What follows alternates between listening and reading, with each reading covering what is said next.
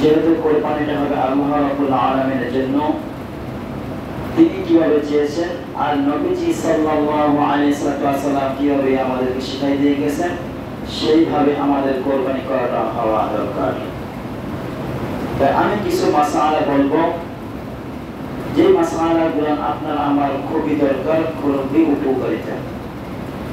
এক নম্বর মাসআলা হলো, সামর্থ্যবান যে ব্যক্তি সামর্থ্য আছে, অর্থ আছে, নিসাব পরিমাণ তার কাছে অর্থ আছে, সে ব্যক্তি যদি কোরবানি না করে, নবীজি কি বলেছেন, ক্বালা রাসূল সাল্লাল্লাহু আলাইহি ওয়াসাল্লাম, মান ওয়াজাদা সাআন ওয়া লাম ইউতাহি ফালা ইয়াকরাবান্না মুসাল্লানা।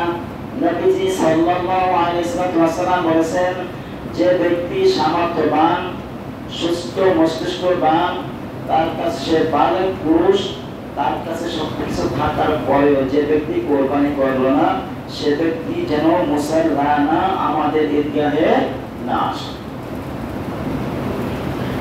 দুই নম্বর হলো, কার উপর কোরবানি ওয়াজিব? প্রাপ্তবয়স্ক সুস্থ মস্তিষ্কবান ব্যক্তি এবং যার কাছে নিসাব পরিমাণ অর্থ আছে, তার উপরে কোরবানি ওয়াজিব, তার উপরে কোরবানি ওয়াজিব। তিন নম্বর হইল, জমিন দ্বারা নিসাব পরিমাণ হয়।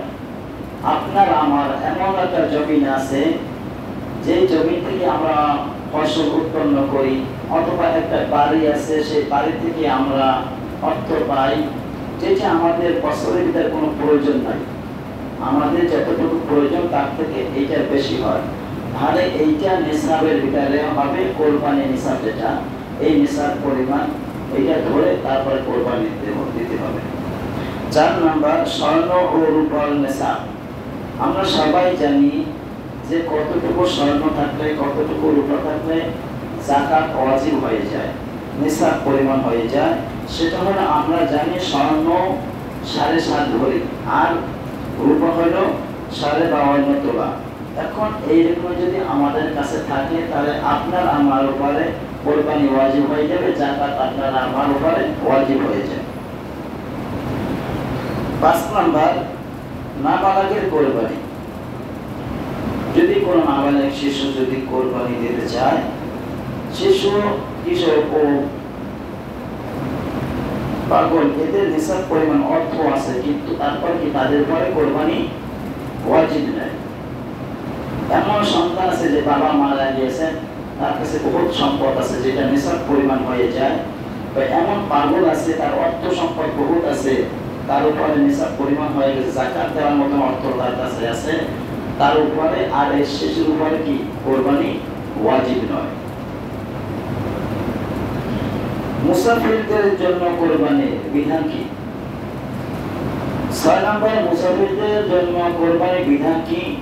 আমরা সবাই জানি, কোন ব্যক্তি যদি 48 মাইল দূরত্ব পথ যদি সফর করার উদ্দেশ্যে বের হয়ে যায়, অর্থাৎ 78 কিলোমিটার হয়ে যায়।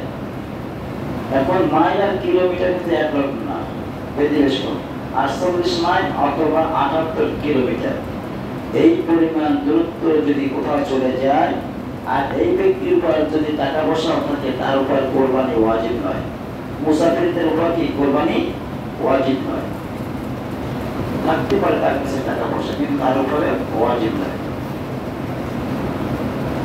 7 নম্বর, নাবালকের পক্ষ থেকে যদি কোরবানি কেউ দিতে চায়, কোরবানি দিতে চায়, ছোট বাচ্চা আছে বা ভাতিজা আছে, ভাগিনা আছে, বা যে কোনো আত্মীয় আছে, তার পক্ষ থেকে যদি কেউ কোরবানি দিতে চায়, তাহলে এর বিধান কি? কোন নাবালকের পক্ষ থেকে যদি কোরবানি দিতে চায়, এটা ওয়াজিব হবে, এটা মুস্তাহাব, এটা কি মুস্তাহাব হয়ে যাবে, দিলেও কোনো সমস্যা নাই, না দিলেও কোনো সমস্যা নাই। 8 নম্বর, দরিদ্র ব্যক্তির কোরবানি করণীয় কি? দরিদ্র